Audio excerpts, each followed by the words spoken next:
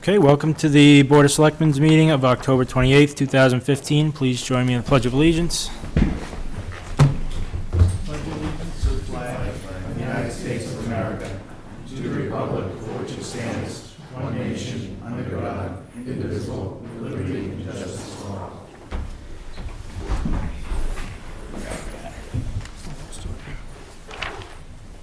Okay. Citizen statements and petitions.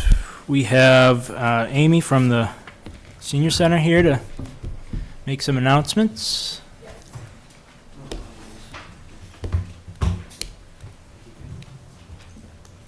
We're going to need somewhere for people to come up and make comments, so if you just want to make a spot in between you guys. Hey, Lon, do me a favor, grab one of those mics and pull on those mics. Just move your coat. Oh, sorry. All right. Yeah, yeah. There's plenty of chairs. Hi, good evening. Good evening.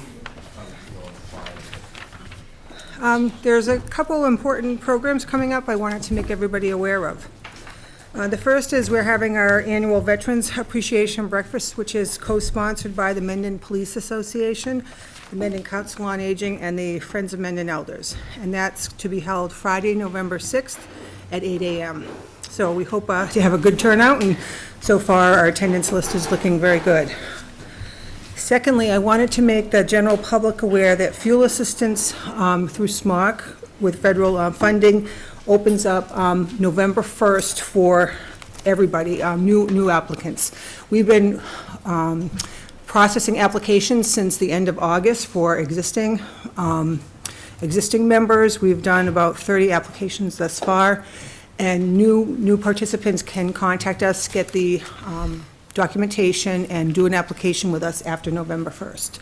So if people could please call the Senior Center at 508-478-6175. That would help them get them the help that they need, hopefully. And then lastly, Medicare open enrollment began October 15th, and it runs through December 7th. This is a very important time of year for people that are on Medicare. They have an opportunity to make a change for next year in their Medicare HMO or in their Medicare prescription plan. So also they can contact the Senior Center. We have two programs next week where they can come Wednesday, November 4th at either 11 a.m. or 1:30 in the afternoon, and they can get some help with making the determinations for next year. So these are three very important things that are happening right now, and we hope that people take advantage of them. Okay. Very good. Thank And you. we're all free. So, thanks. All right, thank you, Amy. Okay, next on the agenda, we have consider the formation of a taxation aid committee. I think Rich has most of the information on this. Yeah, and I think we have, I think I saw her come in. Mrs. Duncan, are you here? And Elena, yeah? You guys want to come up? Is Mrs. Goki here too? Let's see here. Diane, did Mrs. Goki, did you receive a letter from Mrs. Goki about her interest in being on the committee? If it came in, I haven't seen it. I'm still trying to get through my emails from going away. Technically have that before we can appoint somebody, right? Right. Okay. All right, but we have received the notice from Elena. That came by email. We all got that. Yep. Yeah. Okay, so do you guys want to just summarize, what the, how this came about and what we're looking to do? Sure. With the recent issue of the override this past summer, Elaine and I began a conversation about what kind of programs we have in place here for tax abatement. And we just kind of tossed it back and forth, and Elena actually did a little data dig and finding out some more statistics about the community and just having some sincere compassion for the tax impact and the financial implications of the override for everyone. And it made me realize personally that I wasn't super aware. I knew that we had an abatement program, but I wasn't aware of the level at which it was funded. So then I reached out to Rich, and we began a conversation, and then we had a larger conversation and started to do a little research about what other towns are doing and that there are more options available to us beyond what we currently do in Mendon. So we thought it would be in the best interest of our town to start exploring some of these options and forming a committee as the mechanism to discover and research and hopefully get something going here that can further assist folks in Mendon. One of the interesting things I found out quickly as we started talking through this and talking to the principal assessor, that actually a couple of the things we were looking at, we actually already do provide. It's just not well known, right?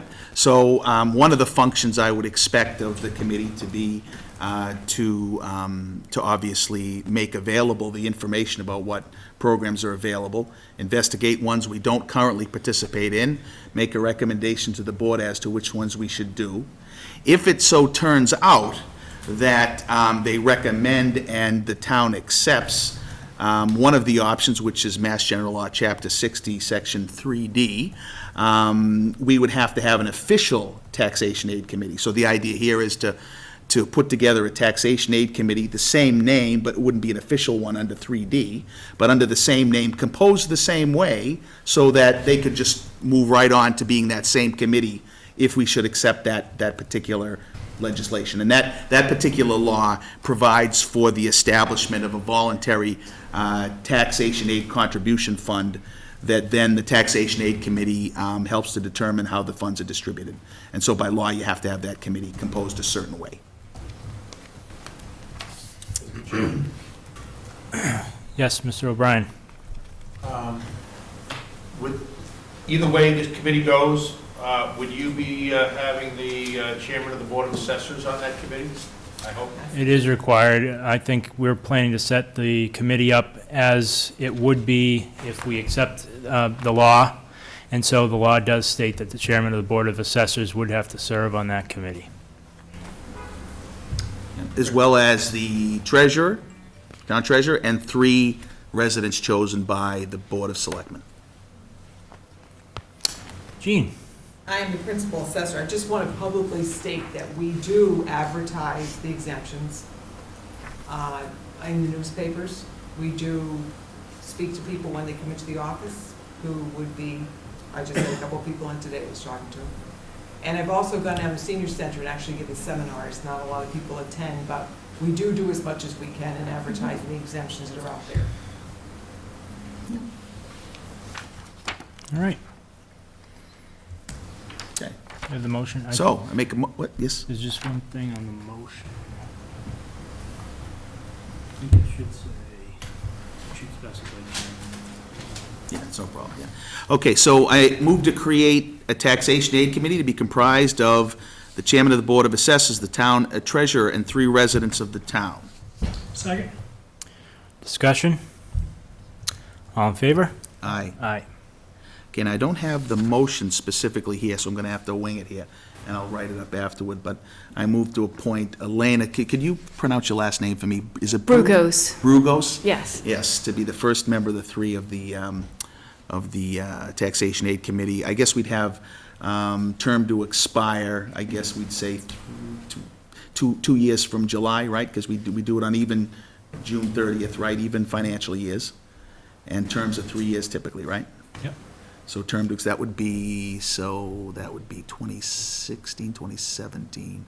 So that'd be 2018, right? Mm-hmm. Okay, term to expire June 30th, 2018. Second. Discussion? All in favor? Aye? We have Oh. one question. We have discussion. You just formed this committee. You have not told the town that the committee exists. How could you be appointing people to it when others haven't had a chance to raise their hand yet?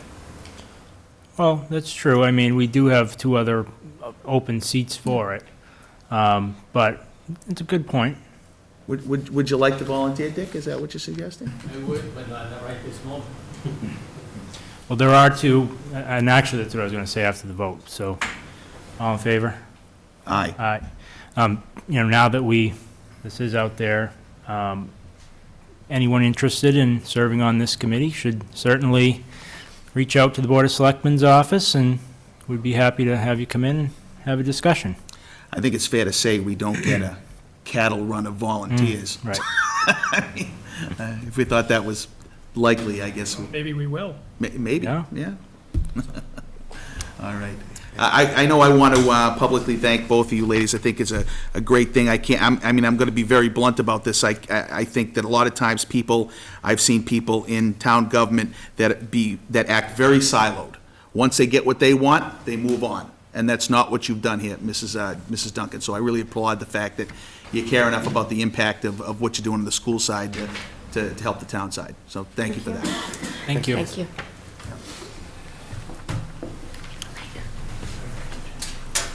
Next portion here is the presentation of the classification and compensation study. I know they're making some copies downstairs.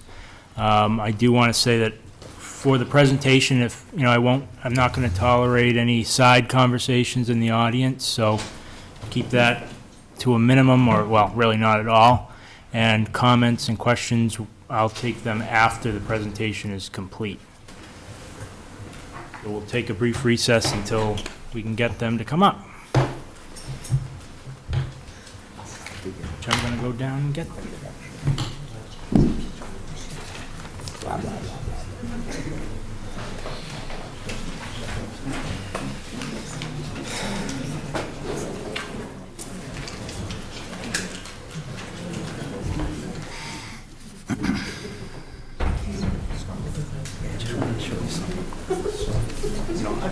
Oh, Chris, you did second that, both of those, right? Yes, I did.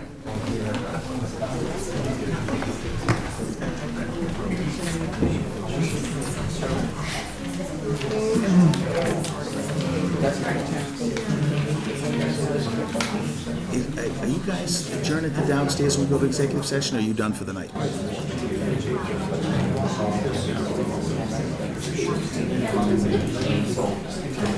So,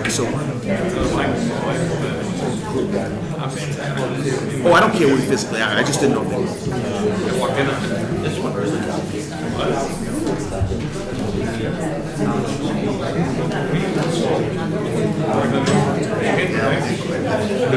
Yeah, I'd like to explain to you why that is.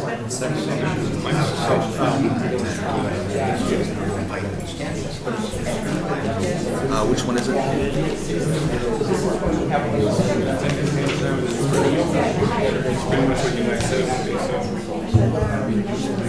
Yeah, I don't know.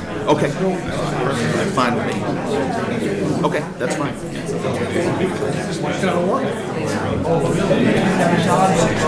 So Mike, just give me.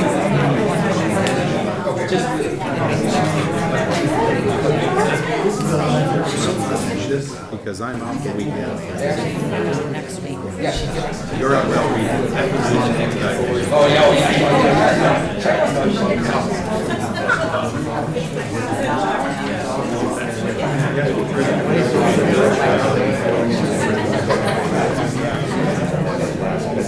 Could do that, but if you're going to sit through executive session, it doesn't make sense.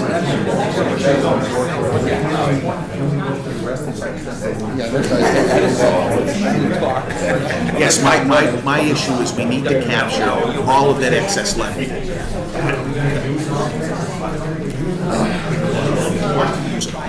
If we don't use it all, then we lose it for good. So believe me, we want to by hook or by crook use it all.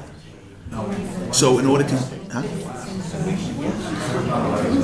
yeah, because well, if we don't, then we don't. It doesn't become part of the limit.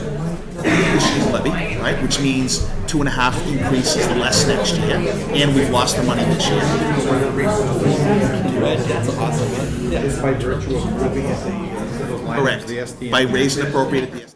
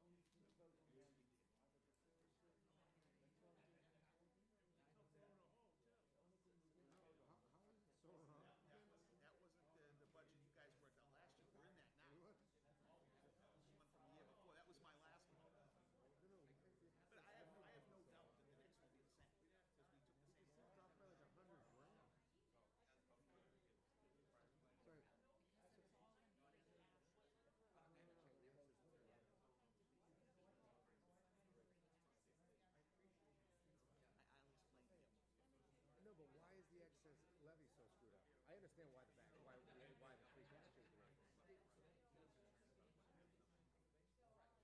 So, I don't know. Call me tomorrow. I want to talk about it. I'm not talking about it now. I'm going to bring it up as soon as those cameras go down. So screwed up again. I'll get you 138 Flagstone Street. Bring the beer. 138 or 130? What's the new one? Across the street. Oh, yeah. The bond? What did I tell you? I got my deed today. Did you clean? 138 Flagstone Street. Did you clean the barn out yet? You clean the barn out yet? Gonna start over the weekend. Yeah. Yeah, it's gonna be. It'll go quick. My brother's gonna take the wood, and I was thinking about calling 1-800-GOT-JUNK, but I was thinking about calling Got Junk, 1-800-GOT-JUNK. Is that coming through it? the work, to be honest with you? You're pretty busy. But there might be some stuff in there I want. I don't know. What day?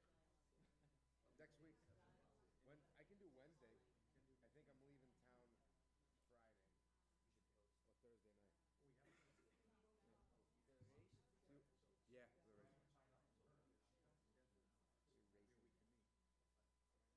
the case.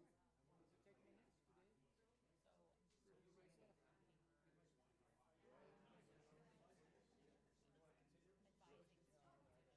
Sweets like well, that's all I got. I'm just gonna, no. I'm gonna send you the template. I'm just gonna send you the template, all you have to do is fill it in.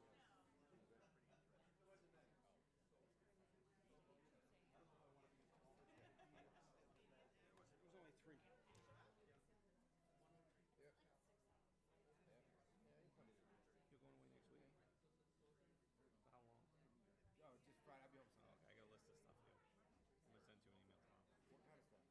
Like that questionnaire with everything, send back to the place. That questionnaire I sent you. Mike, Heather, Couldn't answer the question. myself, Brian, Lonnie. Okay, here today. Awesome. Being prepped now. We're Okay. gonna put them in Friday. And So I can finish and the then we'll be motion. able to get that router and stuff. Sorry. What? Because we got the new Don't video leave, I'll system. sit next to you. Download, yeah. You send me the name. I'll make sure.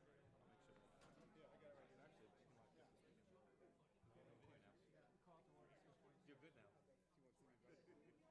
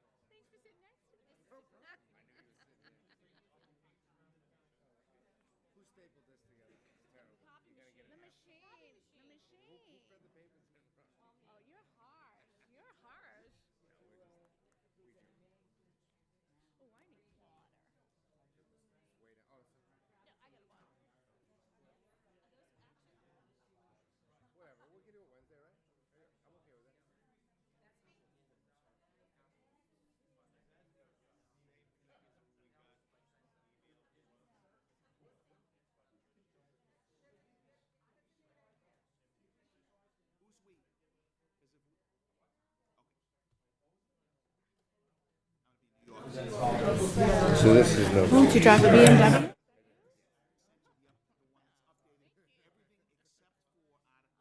That's Very attractive Kia van. The My Kidmobile. Tahoe got smashed, so some lady pulled out in front of me, Okay, so I had to put it back.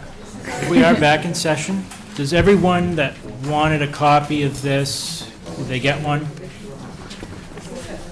I don't see anyone saying no, so we should be good. Again, I'm not going to tolerate side conversations, so if we could just listen to Mary going on from this point.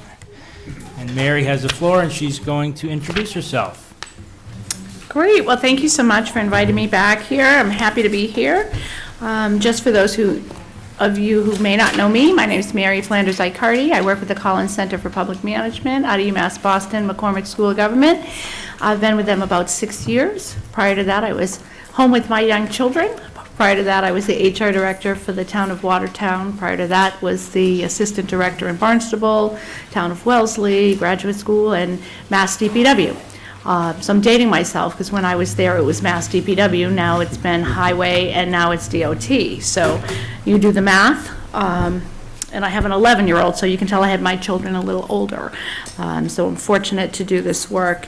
And I want to thank you all for having me here and tell you that you're very blessed to have such dedicated employees. I had the good fortune of being the person who got to interview everybody here. Sometimes in larger projects, we have to break up the work and have different associates interview different people.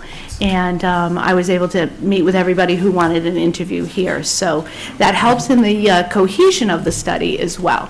So what I thought I would do is just kind of go through the report briefly. I know you've had a chance to read it. I hear rumors that there's questions, so I will just answer whatever questions you have.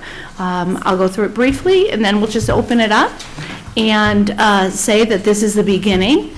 A little bit of a hybrid in this process is that we're giving you this report in a very formal session.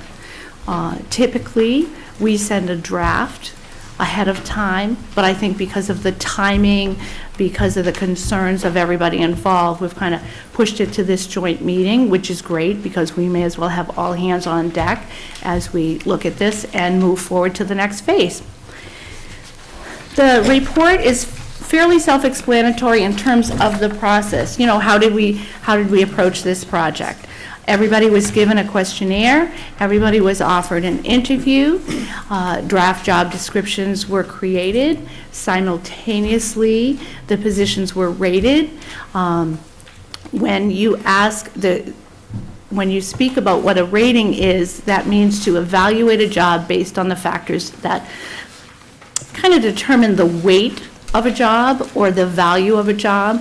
I think the most important thing to think of when you evaluate a position, and it's probably the most important and the most difficult, is to remove the incumbent from the position. Because if we were rating people, the town would be broke because you have such good people in the jobs and they're all well-performing. It has nothing to do with, which is hard because we think of ourselves as our jobs. I was never Mary, the one who happened to hold the position of HR director. I was the HR director. And you have such dedicated people, which is evidenced by the longevity that you have with your people. So that's the real challenge. So when we ask people to fill out a questionnaire, we say, if you win the lottery and you quit your job tomorrow, how would you write that job description? What is required of the job? Not what do you have or what your values are, but what would the town have to do to fill that job? And that can be a real challenge because we so identify functions with people, particularly in a town. You're a close-knit community, and you don't think of, oh, the person who holds the position of. You always think of the person in that office. So that's a real challenge, and it's difficult. One of the things that we heard consistently is people filling out the questionnaires. It's like, well, I don't know what I do in a day. I just do what needs to be done. And that's so true of so many municipal employees. You know, we all have this charge, but when we stop to sit and think about what do we really do in a day, it's hard to write it down. So what we do is we put a lot of time up front to get it right. So we don't just give you a draft job description and say, mark it up. The town actually had decent job descriptions. Some of them were outdated, referred to mimeograph machines and typewriters and calculators, and but really most of them were in decent shape. So we were able to use those as kind of a backdrop to the positions. So we spend the time having the employee and the supervisors look at these questionnaires that ask about the job. It teases out information about the job. Then we sit with the person to go through to make sure we understand what is meant by that. For example, if somebody says, I process payroll, well, what does that mean? You know, so we have to get at that so we can get an accurate job description. So we spend the time in the interview. Then we draft the position description. People were then given their draft job descriptions, and I have to say I'm very pleased. I did put it in the report that only 14 or so people had comments on their job descriptions, which is evidence that we, by putting the time in up front to get them right, we got them right. And of all the comments, only 1 or 2 were more than housekeeping. You know, when you read something, you're like, yeah, it should be worded that way, or no, that's not accurate. I coordinate that program, I don't process that. So we were very pleased with the comments on the job descriptions. And except for 1 or 2 where it might have changed the rating, we incorporated everybody's, the majority of all the comments. So those final job descriptions were issued to the town administrator. And if you know, there's further comments, certainly you're free to edit those as you see fit. So that was the process we followed. So simultaneous to that, once you get a sense of having the job descriptions be accurate, because unless you have an accurate job description, it's hard to compare to another city or town what that means. You'll be shocked to know that administrative assistant may mean different things in other cities and towns. So what we do when we send out a survey, we kind of define it as administrative assistant or administrative support for the DPW, for the police department. We kind of describe it. Some positions are universal in terms of statutory requirements. A building inspector is a building inspector in most cities and towns. You understand what that is. An assessor can be different in different towns. Sometimes they're practicing assessors, sometimes they're staff to the board. A planner can be different. So we try to encapsulate that in a survey. It's difficult when you're a small town because not all towns have the same positions that do the same things that you do. You have a lot of people here who wear a lot of hats. You don't, to say the least, you're not overstaffed in some of your departments. You have a lot of what we call sole proprietor offices, where there's one person who is the show, not only running the show, but is the show, and that can be difficult to compare across the board. So the things that we look at are not only the external, how are you in the marketplace? That can help set the dollar figure, but really it's the internal equity issues that drive the bus. So as you can see in the report, what we, quote, rate the positions on are the factors of how complex is your job? Do you supervise? Who do you deal with? How do you represent the community? All those factors, judgment, personal context, what education and experience requirements are there? Those are all objective criteria that we apply to each position to then come up with the groupings that you see in the report. So the groupings that you see that we just labeled M1 through 7, H1 through 3, and PS1 through 5, those groupings have been determined by that analysis of the ratings. We actually find that to be the most important part of it, rather than the external salary, because cities and towns they have a culture. You know, you're either universally well-paid, typically universally poorly paid, in the middle of the market. It's when those nuances between the grades, between the positions are out of whack, that's what causes some of the morale issues, the justice issues. So that's what we give the most weight to. We find that internal equity is much more important than the external comparability. The fact that you don't lose a lot of people to other cities and towns means that you're not horrible.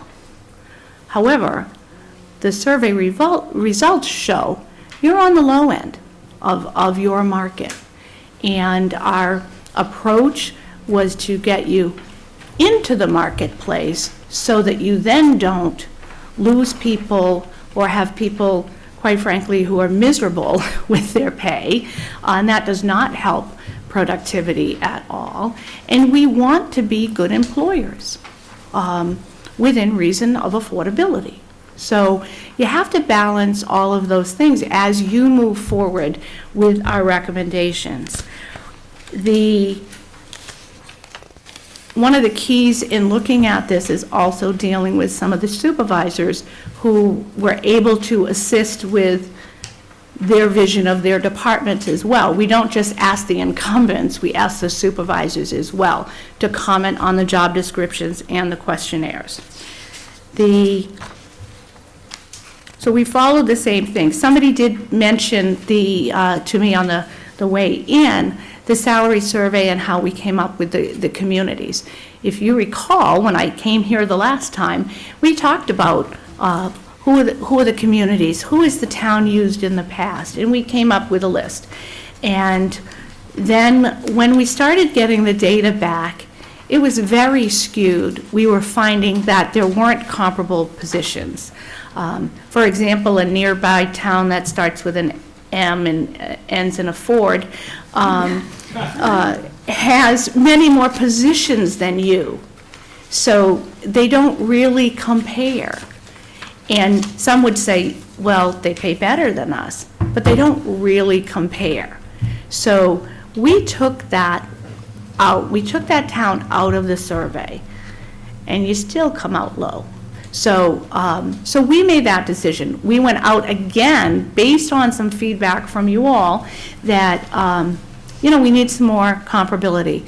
We looked a little bit closer at the size of town, and we added a few towns.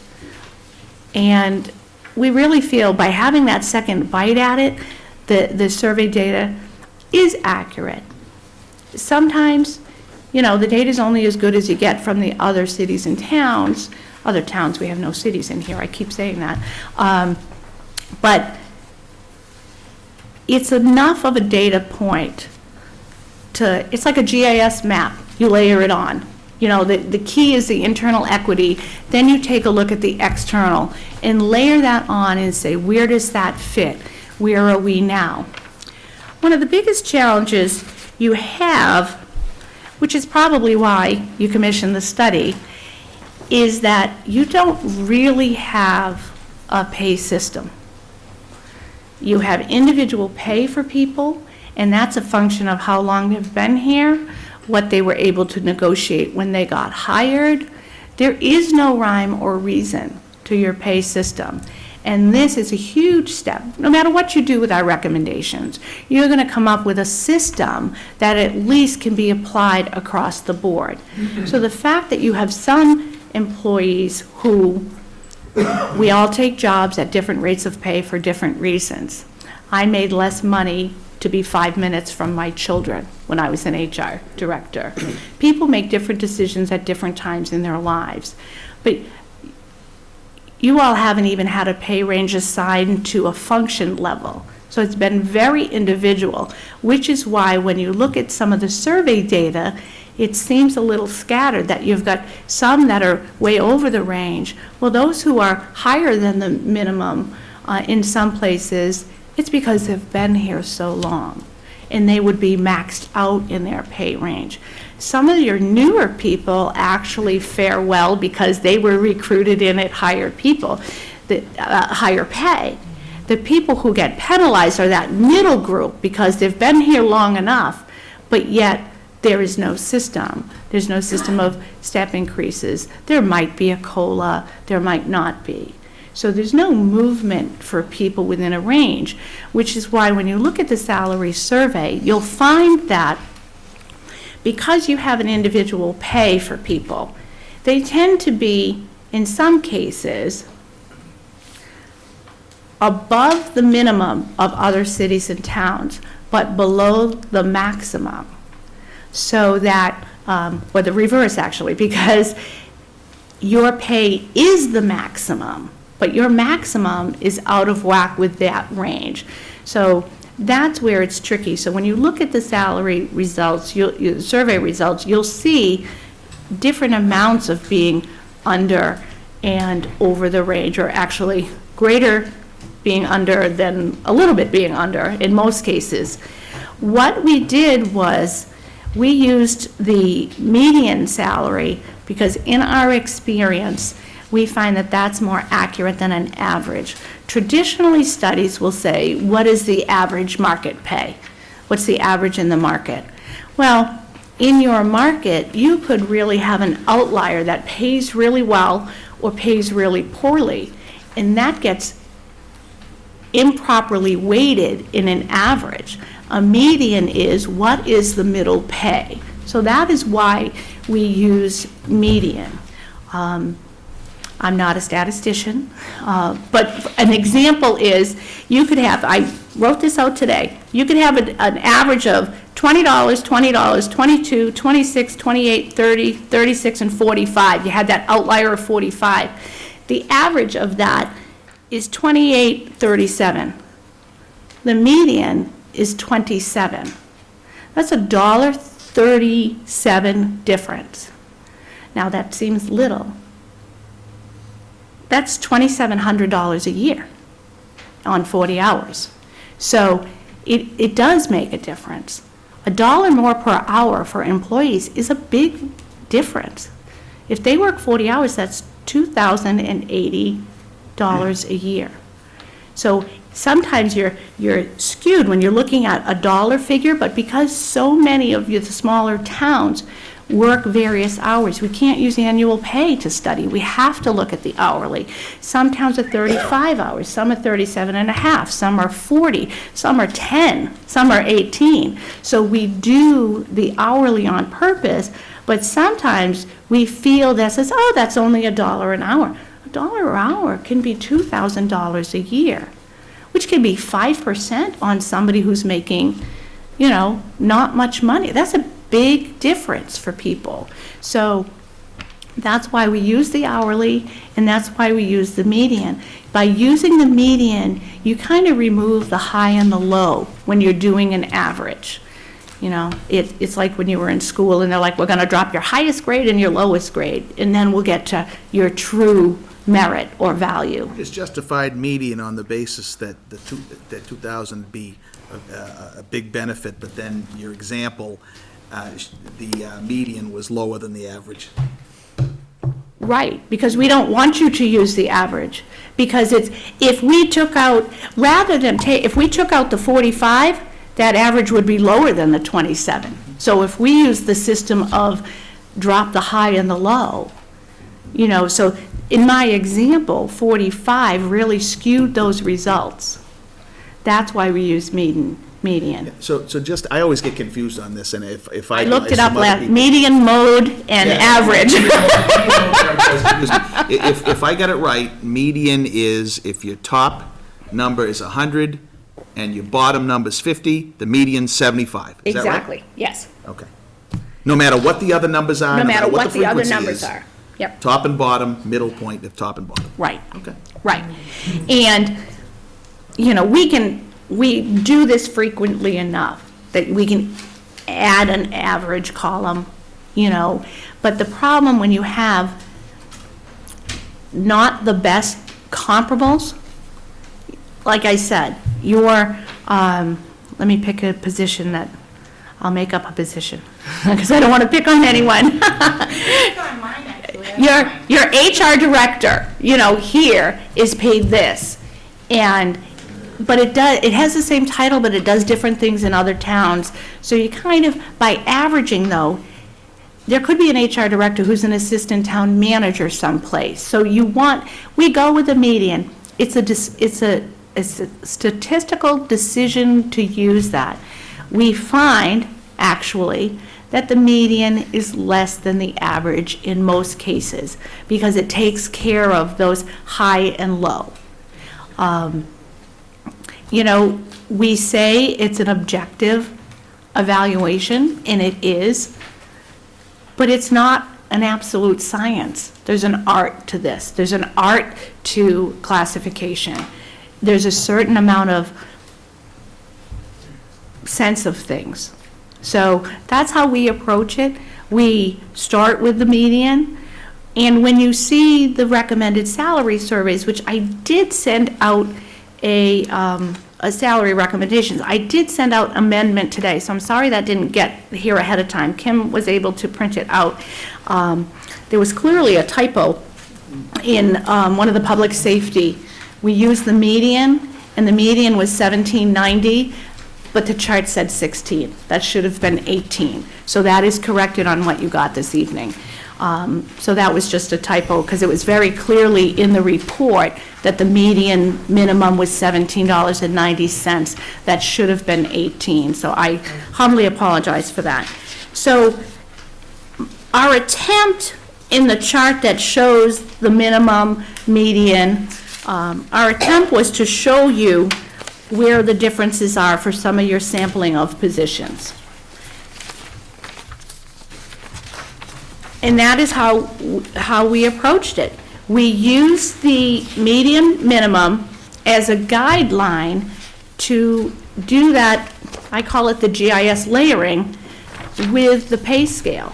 Because you want your pay scale to have a system, you don't want to have, if you have 34 employees, you don't want to have 34 pay rates. That's the problem you have now.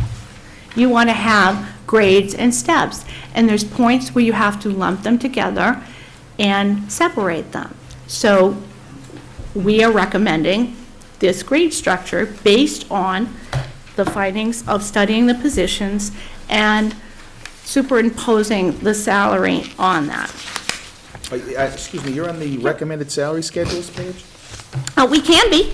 I was just, I was mentioning on page 8 how I showed the median, the example. So you can see, here's a perfect example of the difference between the minimum and the maximum on your treasurer collector.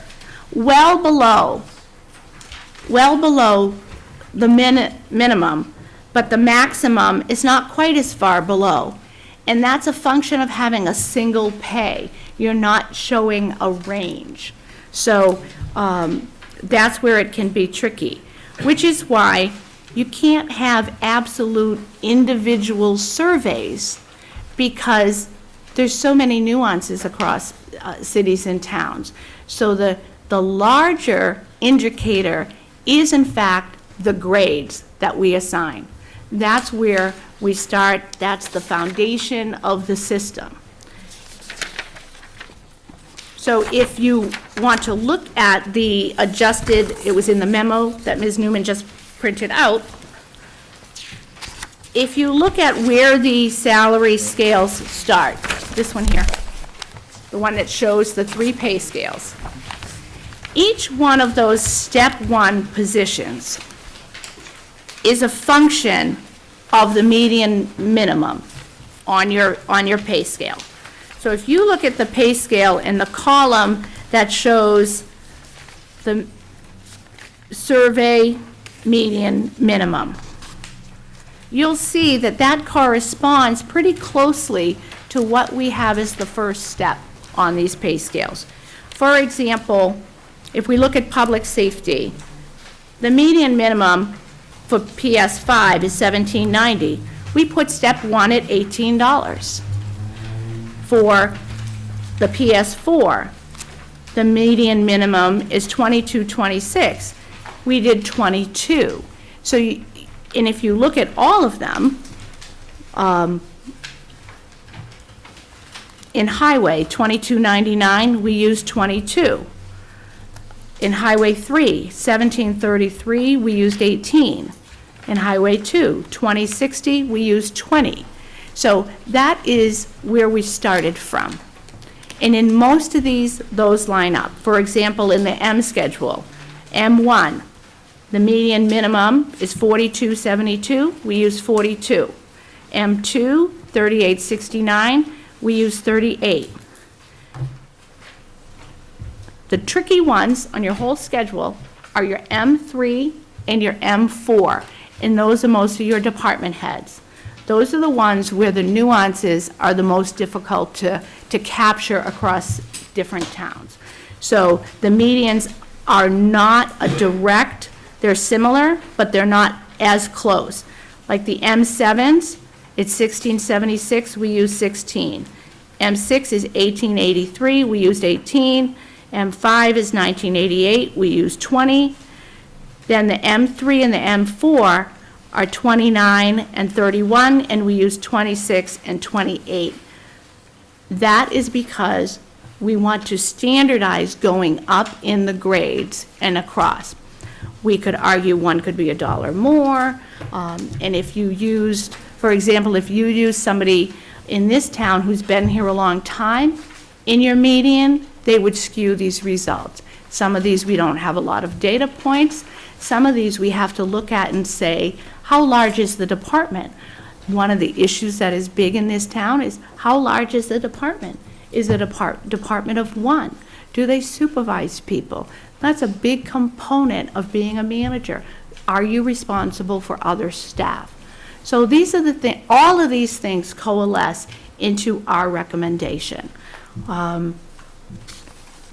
What we do recommend is that you will see what we have done is we have recommended that you go to a 15-step plan.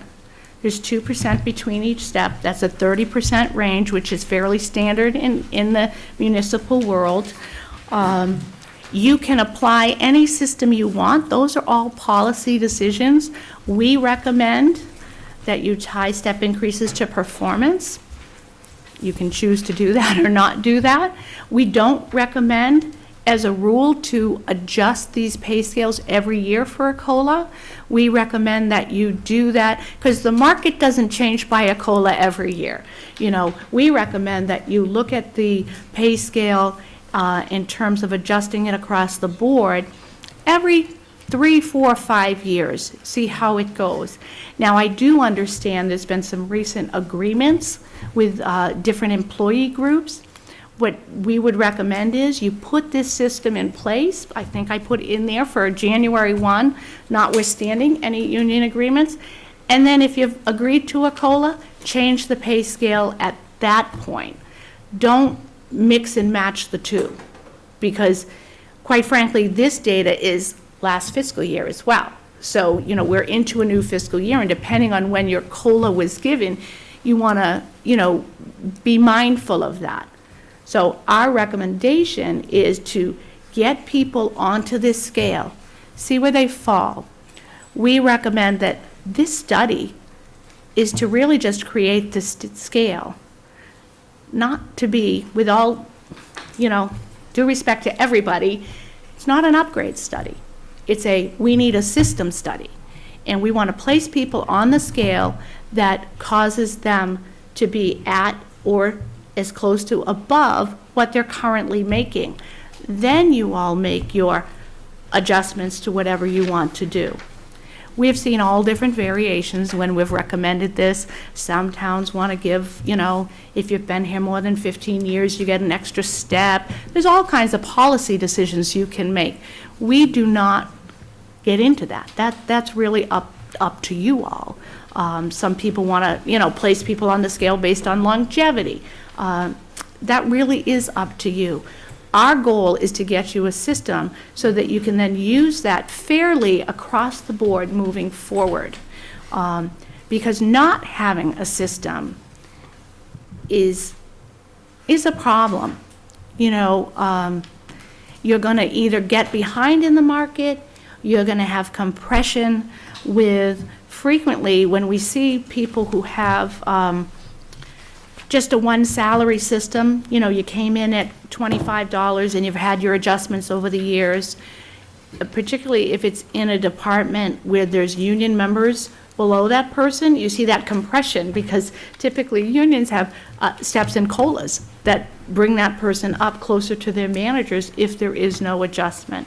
So we highly recommend that you adopt a system. You could have a 10-step 3%, you know, 10 steps with 3%. We had one city who went with 21% steps because they wanted to tie it so closely to performance that you got 1 step for this level of performance, 2 steps for this level of performance. As I said, those are all policy decisions. So that is our recommendation. And I think at this point, you're done hearing me talk and you want to ask questions. We'll start with the board. Is there any questions? Yeah, I got several. Just, Wanna go first? Yeah, one quick question. When you did this study, does it incorporate fringe as well in these No. various towns? No, it does not. We have found that, particularly in this region,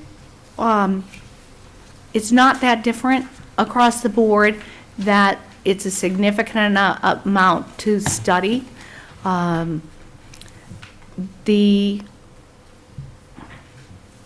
The cost of doing a full total compensation analysis probably outweighs the benefit of it. As evidence, I'm glad you actually brought that up, because as you can see, I put a footnote on the amendment today because somebody, Ms. Newman, did comment to me that some of the public safety numbers look off. And that's probably because of education money, shift differential money. The data is only as good as the people who are willing to send it in. Getting data from other towns sometimes can be pulling teeth. And truly coming up with a comparable of total package, we did not do. So that's why, and thank you for bringing that up, that's why we say this comparable salary is one function of it. You'll see that the results and the recommendations are pretty similar to what people are currently being paid. There's nobody who is, there's a few that are well under the median, but most people fall within the range of what we're recommending, because we are cognizant also of where are they now and where should they go and what is the market. So it's a variety of factors, and you know, there are variables. We approach it objectively, but because you have individual pays for people, you yourself don't have rhyme or reason with who makes what. So that was part of the challenge, quite frankly, to fit them in when we analyzed the jobs to find the relative value. Sometimes the salaries were way under or way above. So it kind of coalesces it all together. But we did not do fringe. Okay, I got 4 questions now. So you said you made the general comment we were low at the beginning, and then just listening to you just now and seeing the data that I've seen, I'm confused by that, and maybe what you just said now cleared it up. Are you saying that actually the ranges that we have are low, but where the actual pay is actually ends up in the range that you've identified? Yes, yes, because you have no range. Okay, So, no, but you yeah. created a range. We've created a range, Okay, and so in everybody. the ranges you created, most of our people fall inside those ranges. Yes, nobody is above the range. That's right, yeah. A few are below. Yeah, okay. So that's where the market kicks in. So you've got a few that are below the minimum median. Okay. Those are the ones we say should be at step 1. And if you place some of those people at step 1, some of those are $4 an hour. So I mean, that's a significant increase. But if somebody is that far from the median minimum, they have been really underpaid.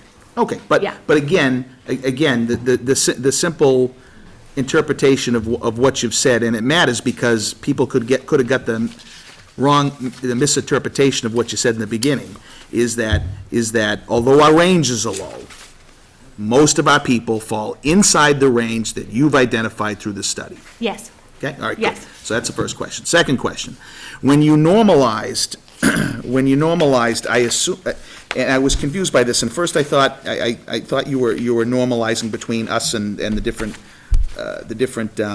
towns, and then I thought you weren't, and then maybe now I think you are, but the initial normalization was which towns would be in the study, right? But then, once you had the towns and you had job description, you'd have to normalize the job to match and if I understood you right, you're saying that you used supervision required, accountability, complexity, confidentiality, experience, as your normalization metrics, is that right? That's how we created your evaluation. Okay. Yes. Yeah, that answers my question. Okay, so now the other towns, my third question is the other towns. So all the spreadsheets I've seen from you have included those 3 towns that you say you removed. I thought we just added them. I didn't think you actually took the other 3 out. Did you actually take the other 3 out? We actually took Milford, Grafton, Holliston out of your summary results. Okay, so the calculations that you did, even though they might appear on some of the spreadsheets. We gave you, they may be on the background information that we provided. Got it, but they're not in the calculations. Exactly. That answers my question, okay. And then the last question I have is on COLA. So there has to be a mechanism for COLA. I would presume the mechanism there is like, so we, for example, we've agreed with a couple of the unions that it's going to be 1.75 COLA for the next 3 years. So I would presume the mechanism for that is to apply COLA to this whole chart. After you place them on the scale. Understood. Yes. I mean, otherwise, Yes. obviously, if they're not on the chart, the COLA does you no good. But- Well, some might argue that you give 1.75 to their current pay and then place them on the chart. Yeah. I would recommend the reverse, Okay. that No, you but- then but I- increase the chart by 1.75. Yeah, I wasn't really asking a question about Okay. order, because I get what you're saying Okay. on that, right? I was more asking a question about mechanism. Yes. Yeah, okay, cool, thanks. That's all I had. Okay. Questions in the audience or FinCom? I have one question. I don't see a provision here for lane changes. So if somebody gets educated and do extra. If their position gets upgraded, I believe Or- I'm sorry, I believe No. it would be a policy Yes. decision whether or not we would allow for a lane change before. That's within ours, But usually- not for them. When the scale is built, there's extra lines in it. So a grade change is what you're talking about. Yeah. Well, that would just be based on the policy. So if you were a P3 and you went, really bad example, but It's a certification for something. became a detective, you now move to PS2. right. No. There should be a couple extra lines in here for lane changes. So each line is consist of 4 lines or something like that. We don't recommend It's that. like the teachers are doing. Oh, I don't know. We definitely don't recommend that. No. That was a joke, I don't know. So when you're but Willem, when you're talking about lane changes, you're talking about if somebody did you goes do to from me? a bachelor to a master's? Yes. And or a master's to a. I broke the a chair. law degree There we go. or whatever. Yes. You're talking about education level for There's lane no change. provision here. All right. Get rid of this chair. Thank you so much. I broke it. We do not typically see that on the town side of things, because we are rating the position, not the people. I think those systems are recognizing either merit or further education. So we evaluate the position, and it quite frankly has nothing to do with the person in it. So if in fact you were in that situation, I would almost recommend that you look at something like a stipend, because that is unique to the individual in the job, not the job itself. If in fact you decided that your town accountant needed to be a CPA, and therefore you wanted to change the grade or pay that more money, or you wanted a position to be one of the finance positions to be the finance director, we would recommend that you move that, evaluate that, and move that whole grade, not look at it in between, because I think that can get messy and very individualized, which is why you want this kind of system. No. If it's written down, it can get messy, so if you have it. Okay. We don't see enough opportunity on the town side of things to have that happen often enough. So I would recommend, if you find that, to make that on an individual policy determination. Right. Mr. Rudden. I was going to make a comment and ask a question, but based on the previous speaker's comment, I'll make one comment. Lane changes are a disaster, and they hide the true percentage of raises. Very often you hear, oh, we only gave out 2%, when you have, 30% of the population getting 9% due to lane changes. Please avoid them. I know this question may seem off base to the discussion, but the Finance Committee has asked for draft budgets by the end of next week. What hourly pay are we supposed to put in them based on this discussion? For your department. Yeah, what rate do you put in?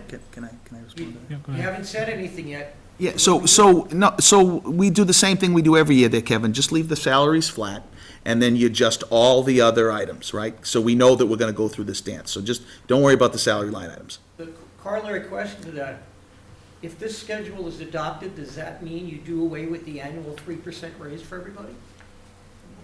And instead each person gets evaluated based on the 15 steps? What annual 3% raise? I don't know, I don't understand that comment about, you mean when we calculate from a level services budget, somehow adding something in there for that? Is that what you mean by No, 3%? people who aren't in the union, you give them a, Mr. Tenio? Yeah, sorry, just past history has been, if it's been a 3% raise to the unions, it's been a 3% to that's right. non-union employees. So the union kind of almost dictates what everybody else will get at the end of the day. That's right, yeah. So 3% is not a good number, but it is a past number. It would be a number. It'd be whatever the Right. COLA was for everybody else, that's what you would, right. then the comment is, I want to question why the assessor is a 4 and not a 3. And this is based on the position, not the person in it. The Department of I'm happy Revenue to. ranks that position extraordinarily highly. It's the only position where the boards governing that person is required by the DOR to have education. The person is decreed by the DOR as the chief revenue generator for the town. Without the assessor's function, with the exception of local fees, there are no taxes, property taxes, or excise taxes. That's the role of that person. It's an extraordinarily important job. Whether it's one person in the office or 10 people in the office, it's a critical job.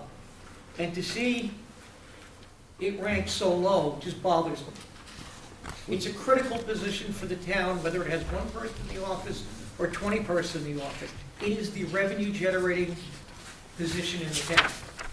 Sorry, can you repeat the question? Was it, why is it a 4, not a 3? Why is it a 4 and not a 3? Mary, do you want to? Sure, I'll help shed some light on that. I believe every other 4 is a critical position in the town as well. And as I stated, we evaluated each position on all of those criteria. Some of the criteria that is used is in fact supervision. That is one, it is a different job if you supervise people. That is one of the objective criteria we use. I'm guessing there might be different opinions in this room over, well, how much more is it important? But if you have to supervise somebody and be responsible for somebody else's work, it is a different job. It is an additional skill set, and that is the reality. The other factors that, and what we don't like to do is pick out, well, why why is it the same or not the same as the library director or the treasurer collector?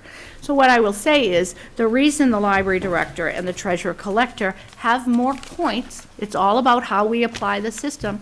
It really is supervision, it is scope of work, it is complexity of work. Those are the things that are in fact evaluated. With all due respect, we typically see town accountants and assessors be evaluated at that same level. We typically see treasurer collectors be higher. The scope and complexity, some could argue that the town's investments are as important as the calculation to set the tax rate. Using a consultant, both use consultants, so it's all I can say is that we apply the objective criteria to those positions.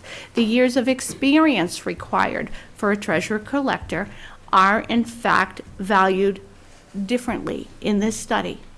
There were more years of experience required for the treasurer collector. And this goes back to where we had the questionnaires filled out by the incumbents, we had them reviewed, we had interviews, they reviewed drafts. Neither one of those were edited on those factors.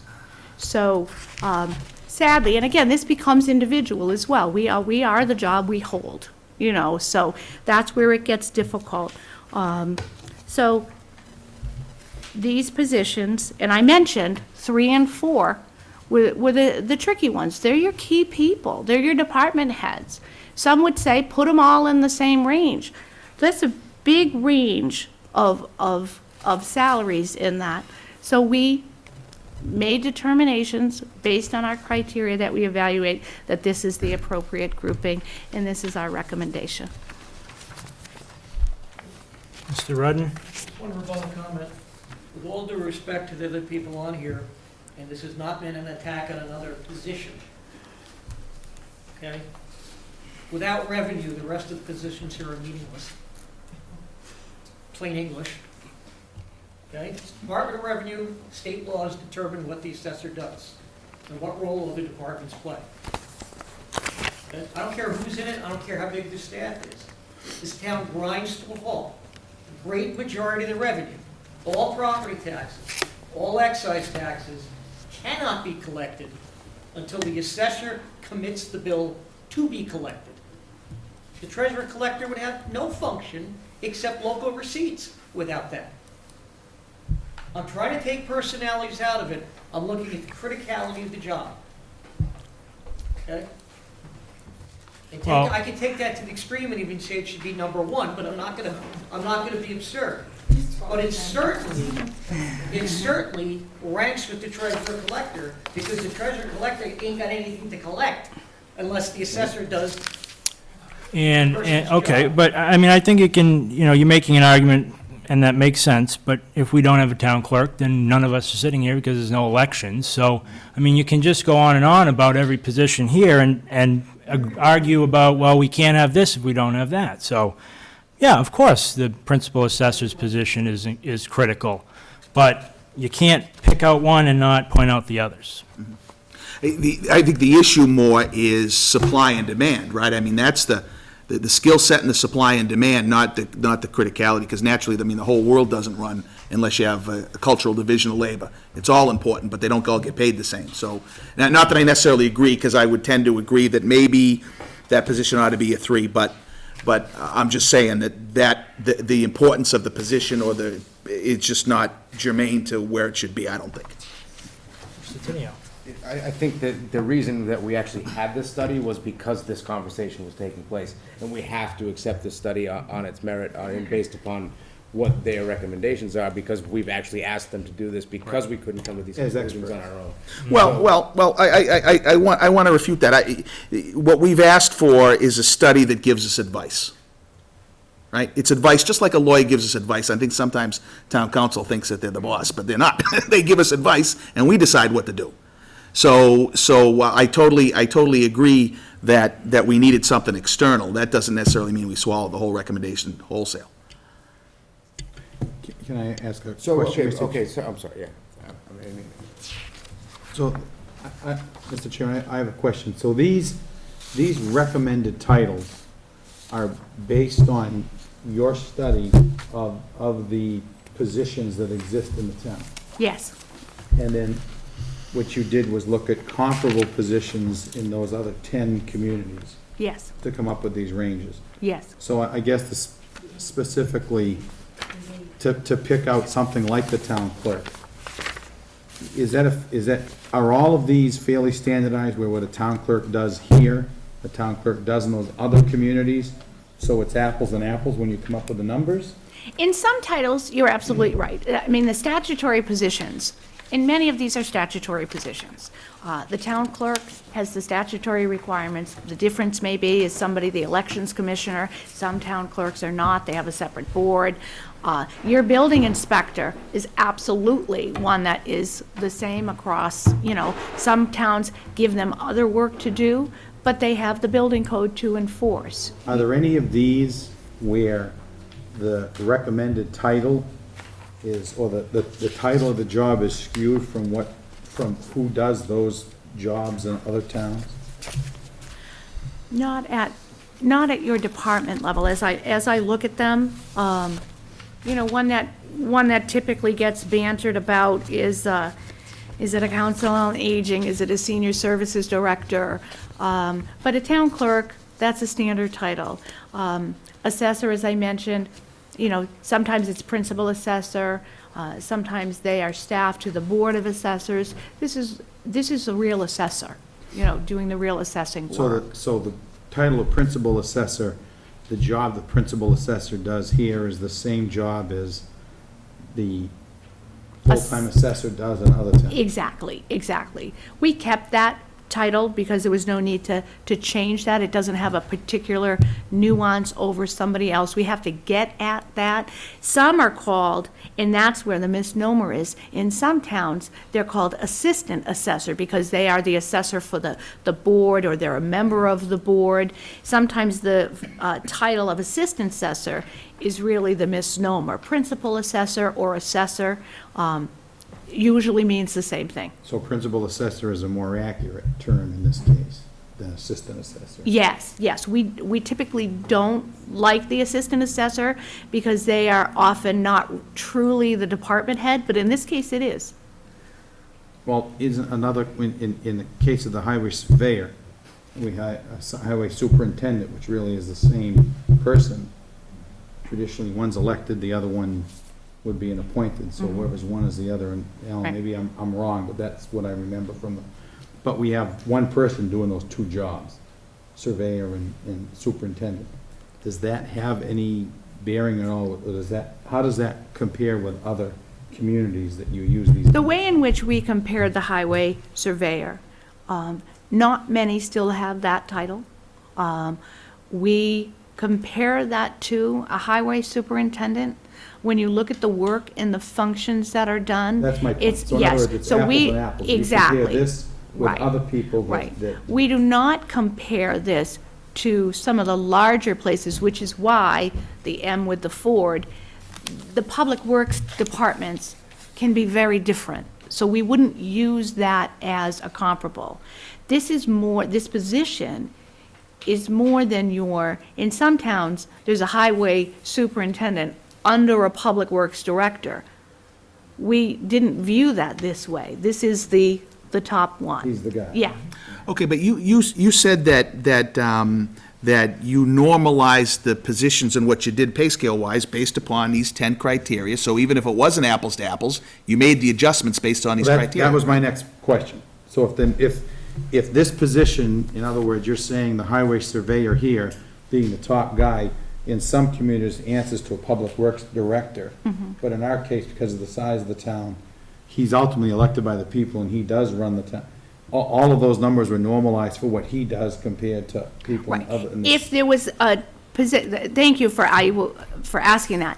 If in fact the data we had from another town was a super DPW with, cemetery, parks, which is why we took some of those out. We take them out. We don't consider that an accurate data point because it is not apples. We don't have the capacity or the job descriptions fully to evaluate what their job should be. We can just say, we know they don't line up. So that's where some of these titles, your assistant fire chief, for example, we didn't have a lot of data points on that. So we had to use the internal comparability to get at that. So you looked at what that position Exactly. does And- and what its worth is, and Exactly. If the towns responding to the survey said, sorry, can't help myself. We don't have that title, but we have this. If they tell us what this is and it doesn't match, we don't use their numbers. you don't use it. We don't use their numbers. So I'm not evaluating other towns by this criteria. So we use that to ask them, does yours match So I ours? guess the follow-up question is, where you had 10 communities, which you did compare, if you had some of those communities where the job title or description in those communities didn't match the person doing the function here, were there any that had less than 10 comparables?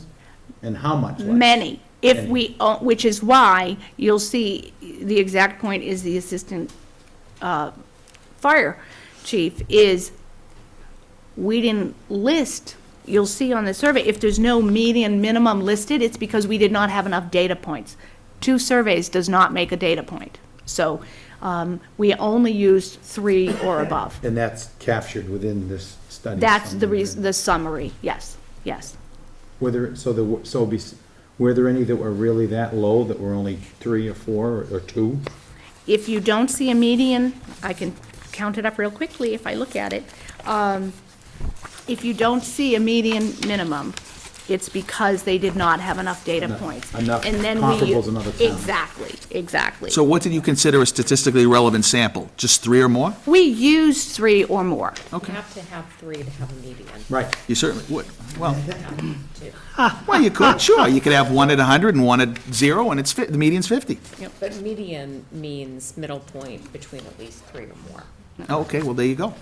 statistically. That's, again, yes, that's scientific, but it's also an art, so. Sure. It's not, some would argue 3 is not enough to be a true median or average. good as 6 or 8. Exactly. The more you have, the better, which is why if you had only a few, the building official is one, a lot of your comparables still have part-time building inspectors. They do per diem. So it was hard to get, full-time comparables for that one.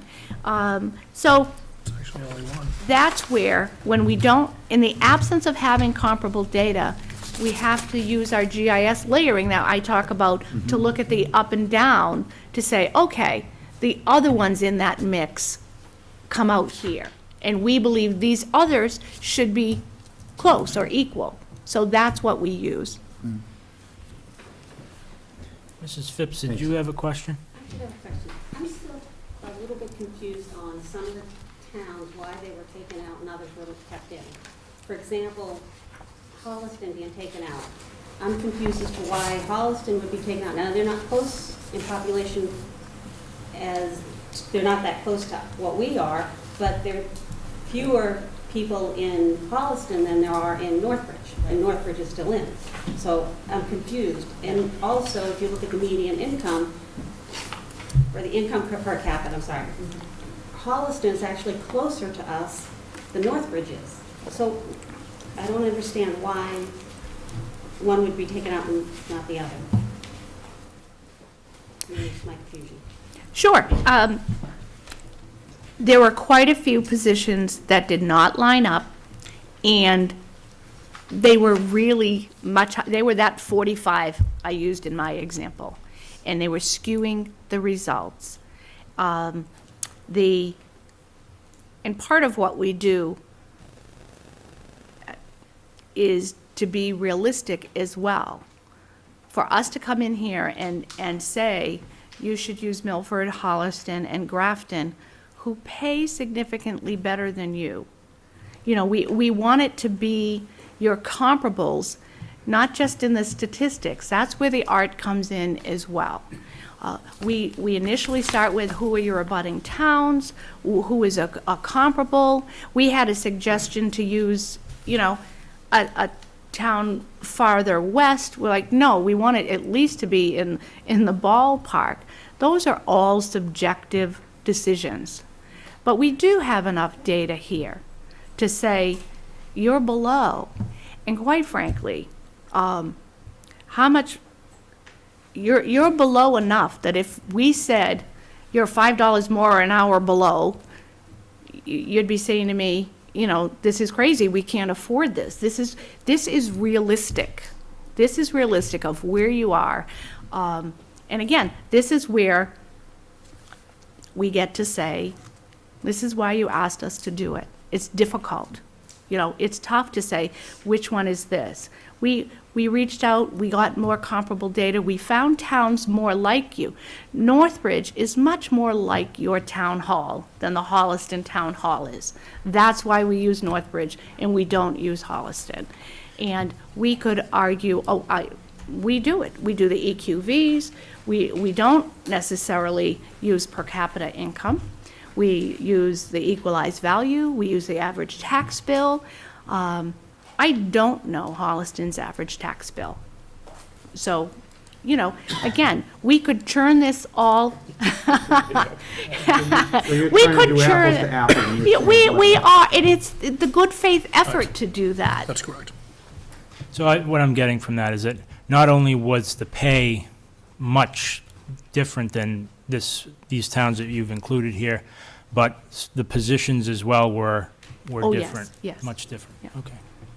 Something else that I just took out of that comment, correct me if I'm wrong, is that what you did is you took out the towns that were higher, not, I don't hear any lower coming out of there, just the ones that are higher, to Right. make it more comfortable. Well, she did say that there was a suggestion on a Western Mass town that I'm assuming would be much lower, Yeah. and so they did not include that. Now, correct me if I'm But there wrong weren't there. many that were much lower than you. We didn't need to take them out, So quite frankly. to make it more palatable. No, I think she said that part of it was the pay was in Holliston was much higher and was an outlier at the scale, as well as the positions that they looked at were not comparable in what they're doing there. So it's not just about the money there, it's also about what the job entailed.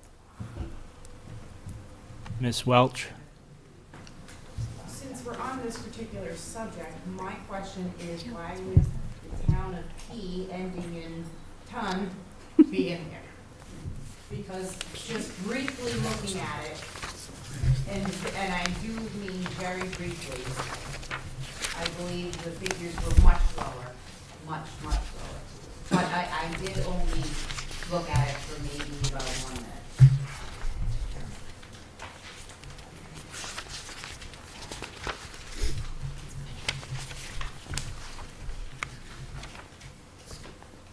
You know what I mean? If you Yep, took no, out the one that was much higher, and again, it was a brief glimpse, I thought P was much lower.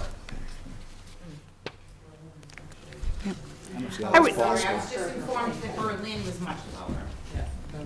So what I'm asking is that if, and I understand we have to come to some sort of reality, but if you took out something that was much higher, then wouldn't you take out what's much lower and come to that middle ground that's comparable?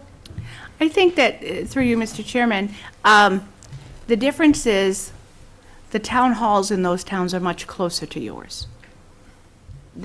So that's the other factor to that. They are more similar. They do have the similar staffing levels to you. So that is where that is from. If this group wants to make a decision, you can tweak it, you can take the recommendation, you can say, what would it look like if we dropped? And it's very much by position too within some of these towns. Some pay better, yours pays better in some positions than other towns. So we equalize that as well. So there's probably not one perfect town out there. And we do our best to say, if you walk into this town hall, and you walk into Paxton Town Hall, or Berlin's Town Hall, are you feeling like it's the same situation? A lot of sole proprietor offices, some part-time employees. So that's the way we did it. We did not do it to skew the numbers. In fact, you'll see that in many instances, some of these dollar per hour differences are in fact significant. So they would be even more significant if we dropped out, dropping out the lower ones. There's a point where you have to cut it off. And this is where we ended up based on those factors. Certainly, we have the data. We could run 83 scenarios of what would it look like if we took each position out and then grouped it. So I'd like to stop you there and make a comment, which is a couple of things. First of all, the nature of life is different. I mean, the ability for you to actually line up any perfect group of other towns, we pay you for your expertise to get as close as you can. And that's what the study represents, as close as you can. I also want to make the comment, in case it's sitting in anybody's mind, and I'm going to be very flat out and honest, it will piss me off to hear from anybody that they think for 1 second that your Board of Selectmen or this consulting organization did anything to manipulate the numbers to get what we wanted. That did not happen. Did not happen, okay? And if you add to that and consider the fact that, that we already are at a decent distance away from midpoints, let's say, okay? So we might be in the ranges for most of these. We're probably a decent distance away from the midpoints and where people should go. It doesn't, even if you came up with something higher, we're gonna struggle just financially getting to where this study's come out. Forget where it would be if Milford came there. So I just don't think this whole line of questioning's really got a useful outcome. But just a question that you brought up, Rich. You talked about getting people to the midpoint. Is that what you're suggesting? We move everybody to the midpoint? No. I was just throwing that out as if we were to do that. All I'm saying is. But we're not talking about doing that either. No. All I'm saying is she's made the point that although they're in the range, right, probably most of the cases they're probably just barely in the range. I think that's the point you're making. We're at the lower end of the range, and compared to other towns. So. And the benefit, I mean, as much as it's very difficult to separate individuals from a study, and the point is to get a system in place with real growth in it as well, and incremental costs for the town to absorb. You can choose to apply a COLA. Some towns have policies, we want to pay at 50% of the market. There's policies out there for that. That's for you all to decide. And as you move through this, and then if you want to decide to do a market survey in 3 years to say, where should we shift these ranges to? Or you may incrementally do it with COLAs. That really is up to you. Mm-hmm. Our goal and how we view our job is to give you a system to work with.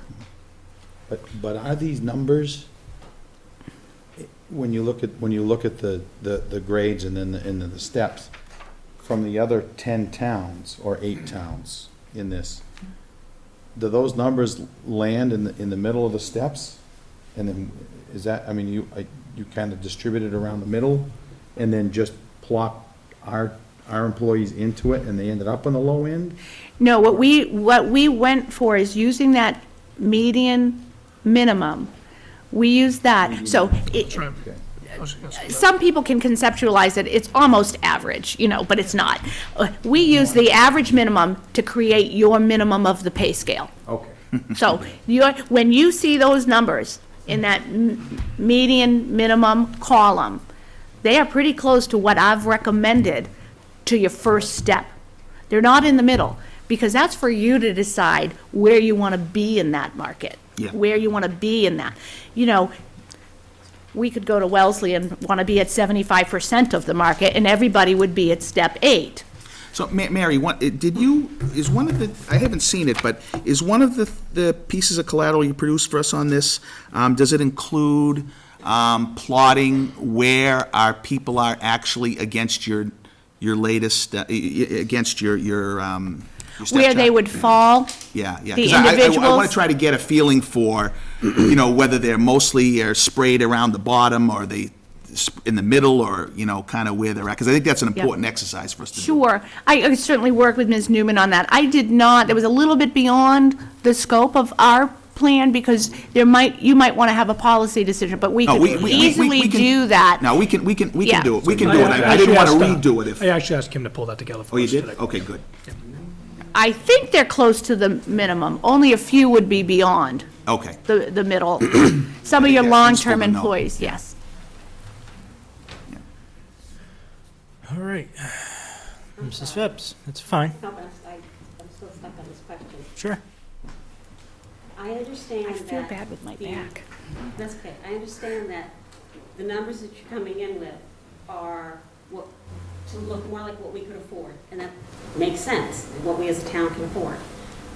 What I'm asking is, did you, I'm trying to figure out how to put this. Are the numbers set for what we could afford, or are they? No. I understand what she's asking. The towns, Yeah. the minimum, the median minimum of the comparable towns was used to set step one of all of the ranges. So whether you agreed with the town or not, that is the standard we used to create the framework for the pay schedule. I just want to comment on that. I think what I heard was, what I'm getting confused on is the affordability piece of it. This study isn't about affordability, it's about comparability. Right. And that's what I'm trying to And get at. demographics. I don't That's want right. the higher, the extremely high or the extremely low taken out just because we as a town can't afford to pay those amounts. What I would want to see is, what are the actual true comparable amounts? And then whoever has to make the decision on what people are actually paid can make a decision. They say, you know what, it is much higher, but we can't do it. I think what I heard our consultant say is that she looked at all of our comparable towns in respect to pay scale and also to job function, and what she found was the one that she did pull out, I think the one that you had mentioned was Holliston, is not only the pay scale skewed, but also the job function was skewed. So that's going to have a major impact on how the study is performed. Correct me if I'm wrong. If a population is similar to a population in another town, Not just population. It's not, there's many things it Demographic. encompasses, It's demographics, not. yeah. And region and. what other things are The, involved? the things that we look at in comparability are the things that you all have mentioned here. Yes, you can start with population. I don't know, what's the population of Belmont or, Weston? We got to look at the towns, we've got to look at the towns. You've got to look at the comparability in terms of equalized value, average tax bill. We did not, quite frankly, we did not do this massive study to find those statistical numbers. It is one of those, who have we used, and when I sat here months ago, who have you used for comparables in the past? We're not searching for comparables, but when in fact you may do work with Grafton or Holliston or Milford because they're nearby. That doesn't mean your workforce is comparable. That's what we are looking for. Population, quite frankly, is not very useful. And we may use it as a first blush of who's, the 10 below and the 10 above on population. We use much more demographic, geographic, and what is the comparability of the town? What is the feel of the town? What is the feel? So when I say you walk into town hall, that's what we're talking about. Is it the same type of town? That's what that means. It's not they pay higher. It's they have different jobs. Grafton has very different jobs. They may have an assessor, but they also have an assistant assessor and a clerk to the assessor. You know, that's, I don't know that for a fact, I don't remember. But you have to look at the towns themselves. And the fact of that, and we weren't lining up positions, and they were higher, we made the judgment call to take those 3 towns out. Lonnie, did you have something else? Or are you all set? I think I'm set. Okay. Missy? I just, more of a clarification, so like, everyone's mentioned Holliston. And when I look at my department in Holliston, you wouldn't be able to compare it to me because they have a health agent. I'm an administrative assistant. You look at Milford, same department, they have a health director. So I think what they're trying to do, and correct me if I'm wrong, if I'm off, is you have so many departments, so many towns to look at, you're trying to figure out which ones are actually more comparable to Mendon. But you're not gonna get that perfect match because just in mine, like Berlin, they belong to Neshoba, which is completely different than what I would do, or the woman Northbridge does, or Upton, or anything like that. So is that kind of what you mean, and you're trying to Yes. fit all the job Yeah. descriptions? Yeah. Correct. Not everybody's gonna fit, and you're That's trying to correct. compare apple to apple. but Yes. really not apples. That's And correct. It's not at all structural. It's, you're looking at, the survey's just for the pay scale, and not, should be structured any differently, your positions be structured any Yeah, differently. no, I don't think we were looking at that. No, it's, I'm just asking. Yeah, you know. yeah, we No, we weren't. weren't looking to restructure positions. It was mostly to come up with a compensation plan. The real, and what gets lost in that is the fact that you have updated job descriptions, which is very important for a variety of reasons. So having accurate job descriptions and having a system in place. All right. Yes, Jen? Sorry, one quick question. Can you tell me the significance between the median actual and the median maximum? Oh, sure. In some instances, I'm noticing they're much higher. The actual, how can the actual be higher than the maximum? I'm a little lost. You actually, I think, had that happen here. That the actual is what the actual incumbent gets paid in those towns. So the median is the middle of where they are paid in the range. The median of the range is different than the what the actual person makes. So their pay range could be from $20 an hour to $30 an hour. So the median would be 25 of the range. The actual pay could be 29, and if it's like many other towns, they pay people above their range because they've been there a while, they could make 31. So we collect the data on the actual just so that we can take a look at it. You have a few positions on here that are high compared to some of the ranges. That's because you have longtime people who have been valued and compensated as such. So actual is what the person in that town actually makes, but they reported what their pay range was. So then their pay range wouldn't be significant if they're already paying somebody above that range?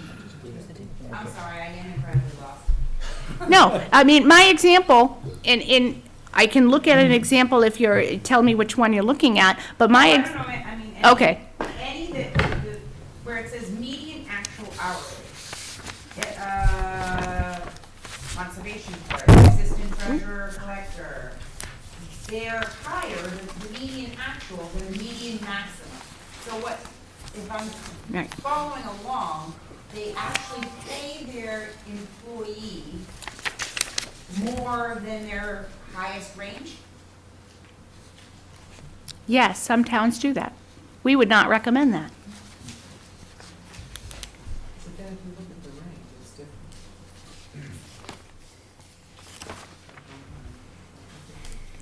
Because you have, if you're,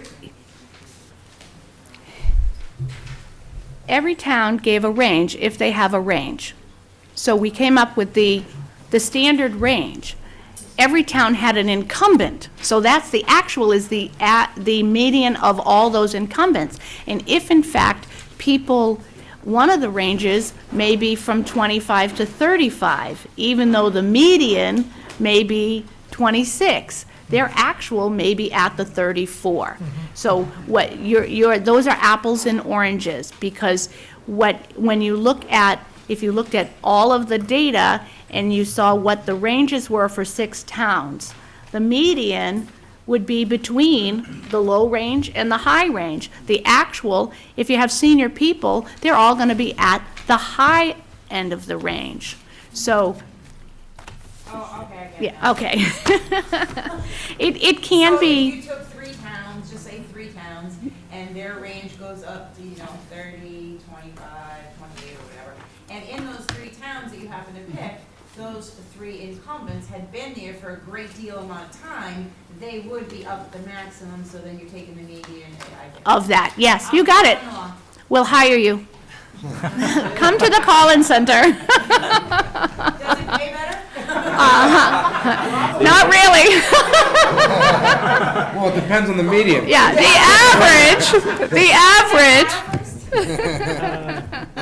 I'll give you the job description and we'll go from there. All right. Any further questions? No? Oh, yes, we have a question. Sure.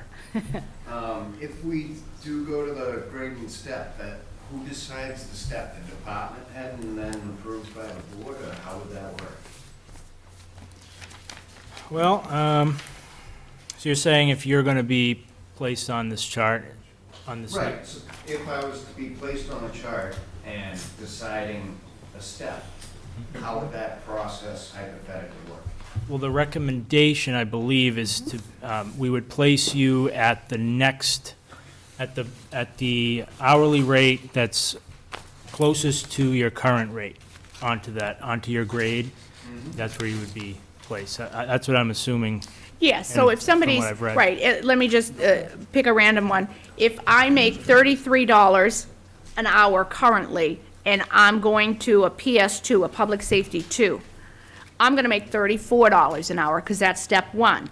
If I'm a PS2 and I currently make $35, I will go to step 4 because 35.37 is step 3. That's below what I make at 25. Right. I'm going to go to the 36.08. Yeah, How but you move through it. I don't think that's what he's asking. I think, correct me if I'm wrong, you want to know, not know where you're going to end up, you want to know how you get there.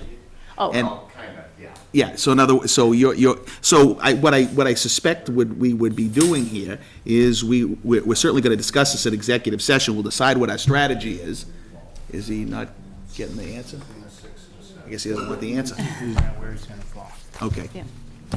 And you will decide how you move people through the range, whether it's on a July basis, on an annual basis, whether it's tied to merit or not, whether it's, in lieu of a COLA, whether you roll that in. Those are all the policy decisions. This creates the framework of the range for you. Yeah, that's going to be something there's a lot of different ways of doing it, so. Absolutely. You just have to really look at that. I suggest Eric help you. He helps with a lot of things. He's very good. Okay, I think we are done. Well, thank you very much. I Thank am you. certainly available for follow-up as people digest, Sure. come back again, work with the town administrator if you need anything else. Yes, thank you very so much. All right, have a good evening. You as well. Take Thank you. care. Thank you for the chair. A couple other quick things, I think. If I can just interject, I think that the FinCom's going to adjourn at this point. I will, We don't stay for this, right? Motion to dismiss? motion to adjourn. Motion to adjourn. Second. Next week, 7 o'clock? 7, you want to do it 7 or 6? You tell me. I don't care. Mark? I have no problem with it. I can get out early. 7 or 6. No. We're still going. No. This is a FinCom. So 6 o'clock then. 6. Thanks, guys. Okay. I know you're not going to be here. I'm not gonna be here. I gotta let my puppy out. But when they're done, I have to go with them. Bring them right. I can't be in 2 places at once. What? they're going into executive session to talk about this, and we can't decide anything else. And with some other reasons, we can't go any further till they take. All right, we gotta keep it We going. can't sit in on their executive session because I- they're. All right, we got one more thing here. Man. We have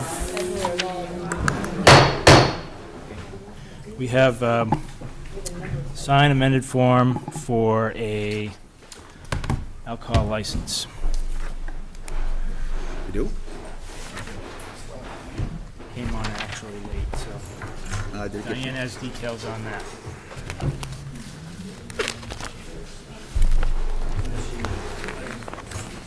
Mine you wait? Is that what you want?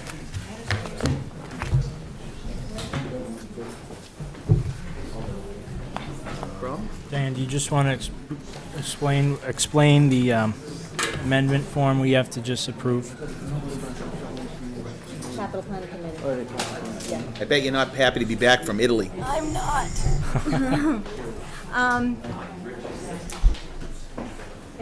On October 5th, you approved an alcohol license for transfer of license from St. Mark.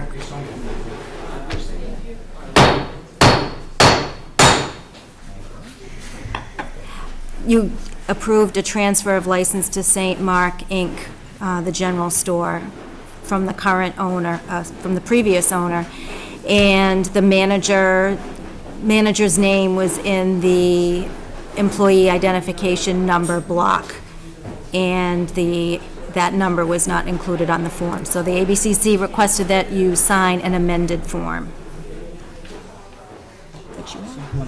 Okay, so do we have a motion we have to make? Or we just sign it? Just a motion to amend. Oh, you could make a motion, couldn't you? You could, yes, you could make a motion. All right, Simple. so moved. Discussion? All in favor? Aye. All right, and that is... You I have the form that to or sign. Rich? I'll let you write it in, I'm just gonna sign the form, all right? All right. What's today, 28th? 28. I do indeed, here you go right in, buddy. Thank you. All right, we are done for tonight, so I move to enter into executive session under Mass General Law, Chapter... Oh, I'm sorry. Amy, yes? You had something? Yeah, I can bring it up before you. There was the outreach worker, come on up, the outreach worker for the senior center was supposed to be paid at $13.65, and she has not been moved up, and it is approved in the budget, and I feel like we had talked about this before. So Amy had mentioned that she'd like to see that actually happen, and I guess there's some confusion in This goes back departments. to the beginning of the fiscal year. We brought it, to Claudia's attention, and Claudia... And it's already in your budget? It's in our budget, and it's also in our grant through the state. You guys approved it, the FinCom approved, everybody approved it. So why are we We've not been able to pay her Because there was because no memo. there's no memo from you guys saying you raised it. Wanted to do that. So who do we gotta send a letter to? Linda and Linda. the accountant, Yes. Okay. so we can do that. It's to increase do her it. salary from $13.40 to $13.65. Right. Is that right? And I believe that we have. Beginning July 1st of this year. Approved that in the Yeah, that- past, yeah. so. 1340 to 1365? That's what they said. Accept the Effective consent. July 1st. It was in the budget, the FinCom approved it, you guys approved it. For some reason, it's held up because you technically never voted to raise the pay, even though you did, in our opinion. No, we did, we did. And in our grant to the state, it clearly states, $13.65. In other words, it's just a paperwork issue, would like to get it done And so the we woman can get her will take pay. care of that right away. Well, what I would recommend is just because there's some confusion, if we could just go back in the meeting minutes, just to show that we have casted that vote. And if we have, it's just have a town administrator at that point send a letter instructing Linda to And I don't increase the know salary We range. need the letter to have it paid, Correct. we've Yep. been told. So, Have a what? The letter has to be transmitted from your board in order for her to get paid. And retroactive to July 1st. I believe we did vote on it, but. Oh, in case we didn't, then I moved to adjust the pay scale of the Outreach worker? outreach worker from $13.40 to $13.65. I second that, done. Discussion, all in favor? Aye. Aye. Aye. Okay, so if we have it before, we got it now. And one other thing, and I apologize, because I know you've got other important things to take care of. When this study ensued in the spring, that position of outreach worker was not yet a town position. It was a town position in that it was through a grant. But as of July 1st, when the hours were increased, it now is a town-funded position. And we didn't do a job description on that, nor did we do a job description on the van drivers. So I just wanted to find out where non-union employees such as that they will, like, for example, the van driver, he will fall into, would they, any increase, and if he does get an increase in pay, will it be retroactive? Yeah, we're working on all that. Okay. Right now, what I can tell you is I do have those 3 on my sheet outstanding, those 3. Went through all payroll to see who is on there, even though they weren't included, see, because we had a question today too about summer maintenance help in parks, and they're not included in this schedule. But those are part-time seasonal employees. These are permanent employees. This is true. Okay, this is true. That are employees of the town and should be recognized as such and need to be on the main list with everyone else. And so I know they're not in the study, but I'm getting them on the list. Thank you for I appreciate that. I appreciate your vote tonight, and that we can get that position up to par. Very good. Thank you. All right, thanks. Anything else? 5 minutes, we'll be done. Oh, Eric, did you have anything you wanted to bring up, or? Yeah, might as well. Sure. I'll just try to be We've got a few minutes. real quick. So, I was trying to be a little vague with the FinCom, but that didn't work. So basically, it's out that we sent. I got a fax back from the DOI today. Free cash is going to be like $658,000. So I'm hoping we get the final approval for that. So that's what we're working at. And Sure is. and it's basically based upon, we were talking about it today, it's basically like a lot of, it's all on the revenue side. You're right, the budget, I just did a little calculation, like, it's almost budgeted up to like 99%, it's like less than 1%. That was turned around. So it's all on the revenue side, so I just wanted to say that. Snow and ice deficit, so the FinCom recommended to take free cash, $150,000 at special town meeting. So that's it. I just wanted to let you know that. Fantastic. All right. So good news. Thank you so much. Thanks for sticking around. And when will we get the number nailed down to the net's ass? Oh, I just, hopefully tomorrow. It's probably at her supervisor's desk. She fills out her paperwork. And So then- as soon as tomorrow? I think the guy usually signs, he used to sign them all on Friday. Okay. So they'll send emails to everybody. Excellent. Great. Thank you. Thank you. All Is that right. a technical term? Yeah, net's ass, yeah. I move to enter into executive session under Mass General Law, Chapter 30A, Section 21, to conduct strategy sessions with respect to collective bargaining with the Mendon Police Civilians Employees Association and the Mendon Permanent Firefighters Union, the Mendon Police Association, and the Mendon Town Hall Union, and to conduct strategy session. Let's get messed up.